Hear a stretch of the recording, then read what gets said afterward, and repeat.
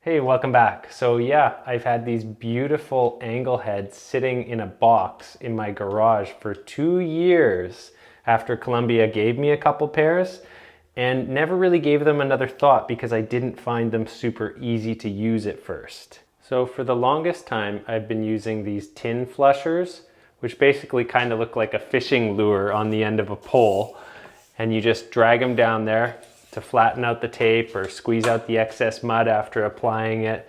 And they do a pretty darn good job. They're pretty affordable. I think these are around, like 100 to 150 bucks or something for each one of these. Whereas the angle heads are like $300 to $400, I believe. So like a massive investment for such a small tool. But anyways, long story short, I decided to dust them off. And on my first corner, I come into this room, I lay the mud on with a tube and an applicator. I then roll it out and I go and I push this 2.5-inch glazer down this wall. And I was like, wow, I couldn't believe it. One push and it was like such good results. So as we can see, we got just a little bit of spit out on the sides from having a tiny bit too much mud. But if we look up close, we can see the whole corner is coated in mud and embedded. So this is first coat, right? And this was also my first pass after not using it for 2 years. I was just shocked that it was that good. So I had some other ones that didn't come out quite as nice. It is as bumpy as it looks. The mud is kind of unevenly dispersed under the tape. But what I quickly found out about the angle heads is that less is more. So if you don't really get it quite right in that first pass, it's not very forgiving. You can't just keep pushing it across the way you can with a flusher. What can tend to happen is the paper tape can start to grab on these carbide blades that it has, and you'll generally start tearing it and wearing out the corner and pushing the mud in places it's not supposed to be. But where I did find it way more forgiving is when I'm applying the mud to the corners with the tube and applicator, I often have a really hard time not applying too much mud. So when I then go and flush the corners out, it just like splatters all down the walls and I have a huge mess in the inside corners, like the three-way corners after. But what I found about this thing is it seems to be way more forgiving to more mud. So the amount of mud that I normally add into the corners when applicating was no longer a problem because it left me with the perfect amount of mud to coat over top of the tape. So the process is apply the mud and then roll it. That's what sets your tape in square and flat and leaves mud over top of the tape in preparation for being glazed. That's why they call them glazers. Like it leaves that perfect amount of mud covering the tape on your first coat. And again, if you didn't get it right on the first pass, there's not a lot you can do, but these do a really good job of holding all the mud until you get to the very end instead of dropping it all down the sides of the walls. So yeah, my reaction was like, what have I been doing for 2 years, leaving these in the garage instead of using them on the job site? I guess I just thought that they were too refined of a tool, too nice of a tool to be bringing into like all the renovations I do. But this job just had enough big wide open spaces and nice fresh corners that I thought, why not give it a whirl? And I'm really glad I did. So today, why don't we apply the finish coat with the 3-inch glazer and we'll see how that looks, see how that process goes. So the first thing I need to do is sand all the corners, and this is normal with flushers too. If you want to get a nice finish coat, you definitely need to make sure there's no little crusties and crud. That way they don't drag and travel in your mud and you get a nice flat corner. But don't worry, today I'm wearing a mask. Oh, not like that?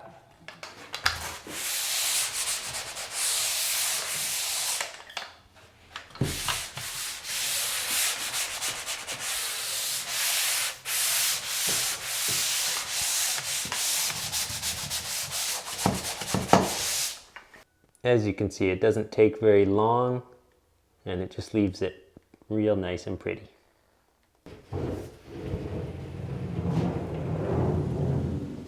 Okay, let's see if we can get one of these done, huh?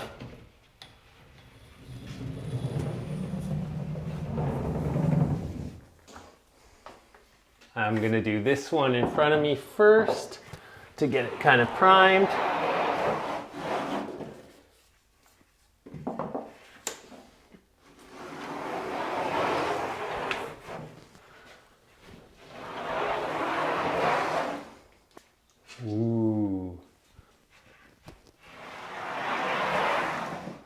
Oh, needs a second pass. I have noticed that these are more forgiving on the second pass. You can do more than one if you need to. I'm gonna do one more just because I dropped the blob down there. Oh, that's pretty. You guys gotta see that. Not bad. I would say I did one too many passes, but that edge is so well feathered. Yeah, Columbia, feather that edge. Just a little mess down at the bottom to clean up. I think this one is a better example of what it can do. I only did, I think, 2 passes on that one. You see it's so nice and full, so square. I can't believe how crisp and square that is. Those are gonna be such easy sanding. And the mess is actually pretty easy to clean up. I'm gonna let this set up a little, come collect it at the end of the day. I'm just about maxed out for height at 10 feet with these. Oh. Definitely put too much mud at the top because didn't have the control.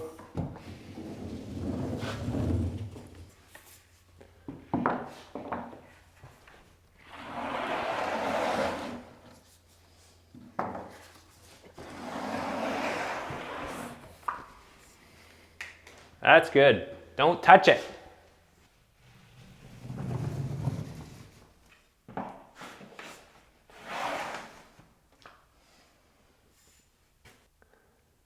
That is a thing of beauty. I love these so much. You guys, these are amazing. I think the flushers can sit on the shelf for a while.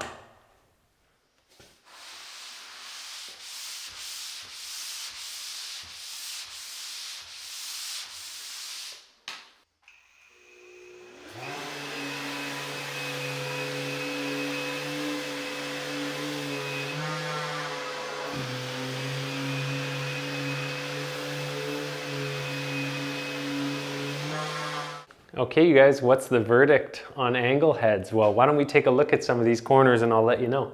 So my favorite thing about the angle heads versus the flushers that I've been using is the incredibly sharp corner. So the actual paper is laid in there incredibly sharp. So even if you actually sand down to the paper, you will still have a sharp, crisp corner. My least favorite thing about them is when you don't put the pressure on properly, or maybe you run over it a few too many times and it squishes the mud into a lump under the tape. So I can actually feel this, and it probably will show a little after paint, but it's way up there above head height where people probably aren't likely to notice. So we'll just see how it looks after paint. Okay, and there was one other thing that I found happened a fair bit with the angle heads, and I think it was probably more user error. So when they do leave a feathered edge, it's perfect, it's amazing. But when they don't, it actually still looks pretty close to feathered, but is pretty built up.